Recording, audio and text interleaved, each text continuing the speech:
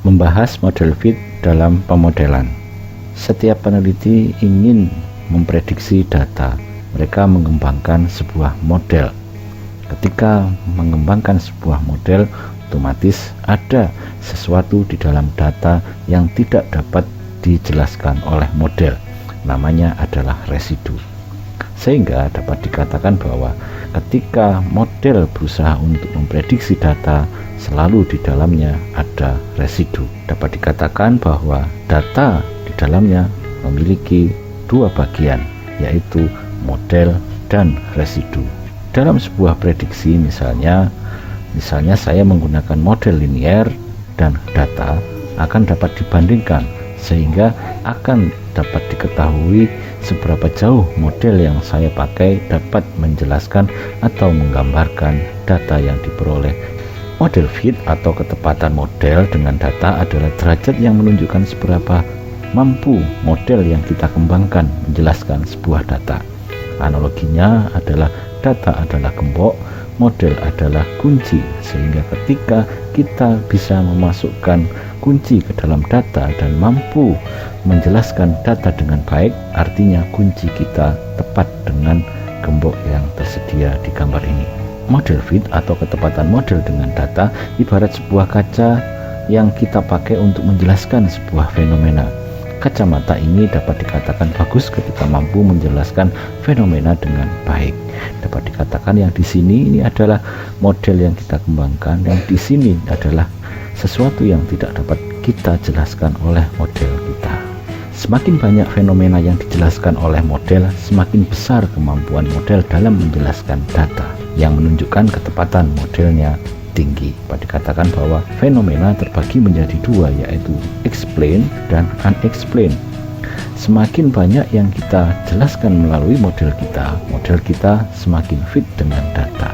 Namun ketika fenomena banyak yang tidak bisa kita jelaskan melalui model kita, dapat dikatakan ketepatan model kita rendah. Berikut ini adalah prinsip-prinsip ketepatan model dengan data. Prinsip yang pertama adalah semakin banyak varians atau keragaman di dalam data yang dapat dijelaskan oleh model yang kita kembangkan, maka ketepatan model akan semakin tinggi. Ada 3 model yang masing-masing menjelaskan 3 variabel empirik, yaitu X1, X2, dan X3. Model yang memiliki harga ketepatan model yang rendah adalah model A, diikuti dengan model B, dan kemudian model C yang memiliki ketepatan paling tinggi. Hal ini dikarenakan model C menjelaskan semua keragaman di dalam data antara X1 dan X2 dan X3 memiliki korelasi.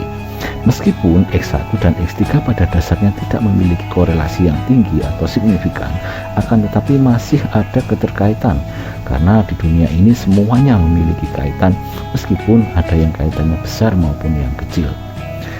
Model A memiliki kelemahan karena tidak mengkaitkan antara satu dan yang lain. Hal ini berbeda dengan karakteristik data yang kita miliki sebagian besar di dalam ilmu sosial, karena antara satu fenomena dan fenomena yang lain memiliki korelasi meskipun itu berbeda-beda antara satu dengan lainnya. Dalam pemodelan SEM, sesuatu yang tidak memiliki kaitan itu adalah baseline, dan sesuatu yang semuanya memiliki kaitan adalah saturated model atau model jenuh, dan kita bergerak antara keduanya. Ketika baseline adalah sesuatu yang tidak logis karena terlalu sederhana, terlalu pesimistik, dan simplifikasinya tinggi, sementara itu model yang jenuh tidak efektif dan tidak banyak gunanya karena tidak ada yang bisa diprediksi karena semuanya memiliki kaitan dan tidak perlu diuji. Di antara keduanya, kita mengembangkan suatu model yang sifatnya lebih sederhana daripada saturated model dan memiliki logika yang lebih tinggi dan memiliki kegunaan yang lebih tinggi dibanding dengan baseline model. Disinilah kita bermain antara baseline dan saturated model. Jika model kita terlalu ke kanan, dapat dikatakan model kita terlalu kompleks, dan jika kita terlalu bergerak ke kiri, dapat dikatakan model kita tidak logis karena tidak ada korelasi antara satu dengan yang lain.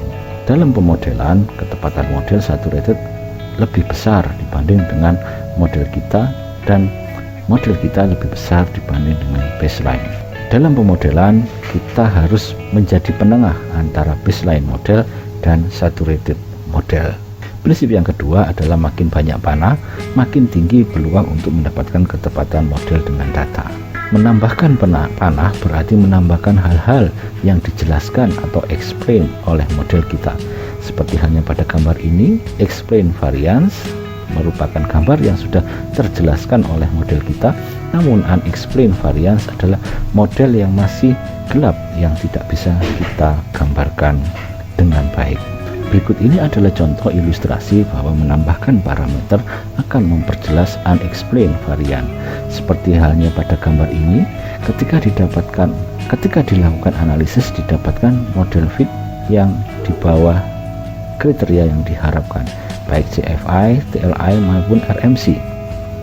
Namun ketika ditambahkan panah yang baru atau explain yang baru, model menjadi meningkat ketepatannya. CFI, TLI, dan RMC menjadi sesuai dengan kriteria yang diharapkan.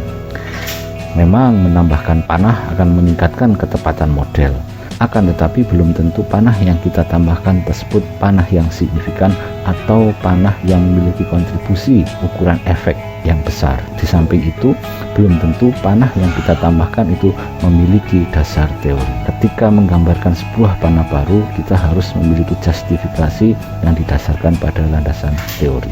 Dengan demikian dapat dikatakan bahwa penambahan panah harus memiliki justifikasi teori. Betul, model kita fit, akan tetapi jika kita memiliki dasar teori yang lemah, maka model kita tidak memiliki banyak gunanya. Dari kedua model ini, manakah yang berpeluang memiliki ketepatan model yang paling tinggi?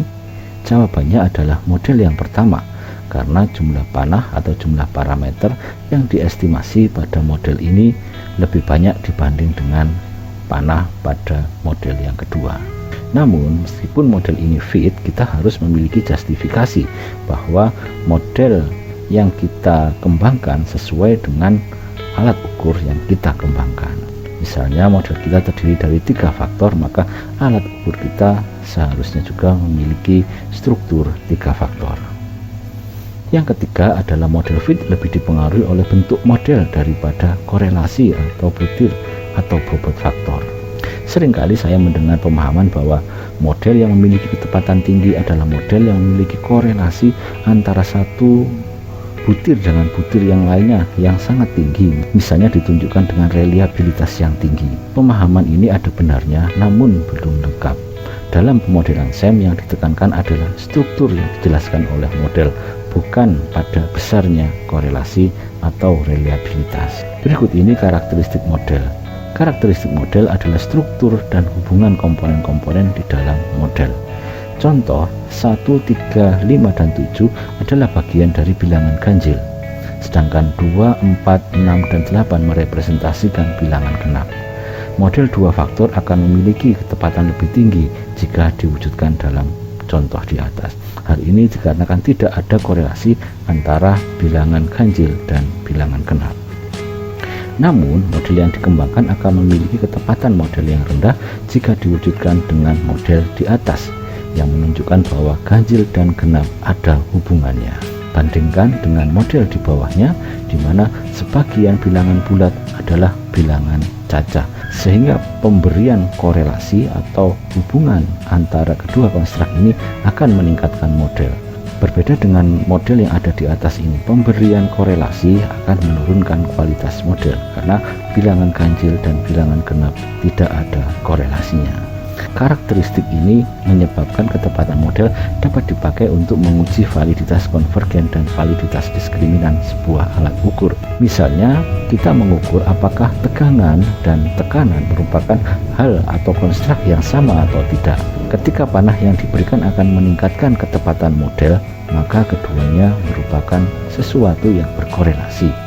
Namun, jika tidak, maka dapat disimpulkan keduanya adalah konstruk yang tidak ada hubungannya. Oleh karena prinsip penambahan panah akan meningkatkan ketepatan model, maka desain uji validitas konvergen dan divergen seharusnya bukan dibandingkan antara model yang ada panah dan tidak ada panah seperti pada gambar di atas. Yang disarankan adalah kita menambahkan constraint. Di sini kita menguji bahwa tekanan dan ketegangan adalah sesuatu yang berbeda, sehingga memenuhi validitas diskriminan. Pada model yang kedua, tekanan dan tegangan adalah sesuatu yang sama sehingga akan merepresentasikan validitas konvergen. Kita akan lihat manakah yang memiliki ketepatan model yang tinggi. Jika ketepatannya yang tinggi adalah model konvergen, maka dapat dikatakan bahwa tekanan dan tegangan adalah sesuatu yang berkorelasi atau sesuatu yang sama. Pada tabel ini, manakah data yang tepat untuk dimodelkan dengan CFA 2 faktor?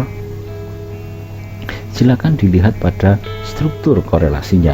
Di sini terlihat korelasinya kecil-kecil dan di sini terlihat korelasinya cukup besar yang menunjukkan bahwa reliabilitas di sini cukup tinggi.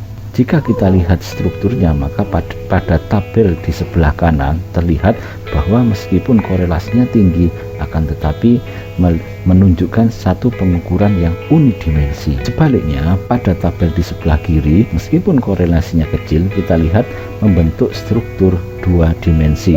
Dimensi pertama terdiri dari butir 135, dimensi kedua terdiri dari butir 246. Sehingga dapat dikatakan model dua dimensi lebih cocok ketika menggunakan data pada tabel yang pertama, sedangkan pada model yang kedua lebih cocok menggunakan model satu dimensi. Prinsip yang keempat kita akan bahas pada video selanjutnya. Terima kasih. Assalamualaikum warahmatullahi wabarakatuh.